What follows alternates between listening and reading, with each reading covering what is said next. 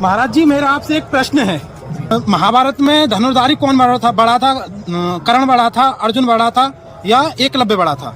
आपने जो भी प्रश्न किया है बहुत उचित प्रश्न किया है जी। इसमें विशेष रूप से देखा जाए तो धनुर्धारी तो बहुत थे, लेकिन धनुर्धारी में सबसे श्रेष्ठ है तो कर्ण है। कर्ण को माना जाए, कर्ण धनुर्धारी होते हुए भी दानी भी था, दानवीर कर्ण कहलाया गया। तो क्यों कहलाया महाराज जी? वो इसलिए कहला गया था, किसी भी जगह देखा गया तो उसकी सफलता उसको उनको मिली, और जो भी उन्होंने किया है तो वास्तव में अपने गुरु के प्रश्न चिन्हों पर, यानी गुरु की आज्ञा के अनुसार जो भी कार्य किया है स्वयं के आधार पर किया है, और सत्य किया है, सही किया है, अपने मायने में सही उतरा है कर्ण जी। लेकिन महाराज जी, उपमा तो श्री कृष्ण भगवान ने अर्जुन को दी है।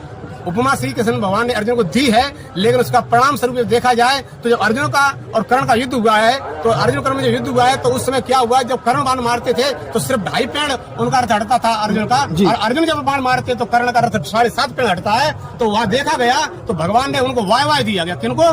कर्ण को। जो यह सुनने में नहीं आया, किनको सहा नहीं गया किसी को, अर्जुन को। तो अर्जुन ने कहा कि हे पार्थ, हे कृष्ण भगवान, हे महाराज, हे जनार्दन, अब क्या कर रहे हो? क्यों? जब जीत तो मेरी हो रही है, एक तरह से मैं 7.5 पे हटा रहा हूँ और बाकी मेरा 2.5 पे हट रहा है, फिर आप बाय उनको दे रहे हो।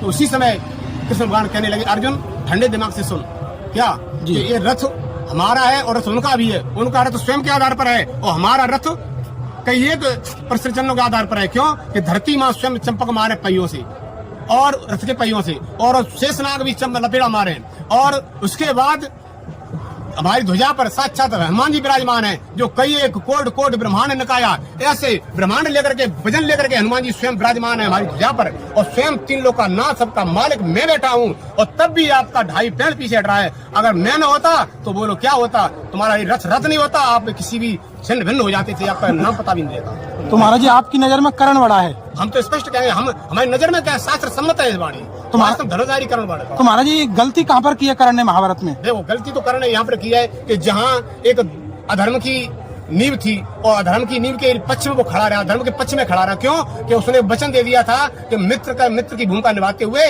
वो अपने मित्र की भूमिका नहीं काट सके, अपनी जगह पे सही रहे। क्यों? कि वो उनकी मित्रता थी दुर्योधन की, तो दुर्योधन पहले सुयोधन था, लेकिन उसके गलत प्रसन्न चिन्ह होने के कारण, गलत आचरण होने के कारण उसका दुर्योधन नाम रखा गया। उसका उन्होंने साथ दिया केवल मित्रता निभाने के लिए, इसलिए उनका गलत भूमिका। जी महाराज जी, अगर महाराज जी अर्जुन के साथ ही कृष्ण भगवान ना होते और कर्ण का युद्ध होता तो इसका मतलब फिर कर्ण जीतते?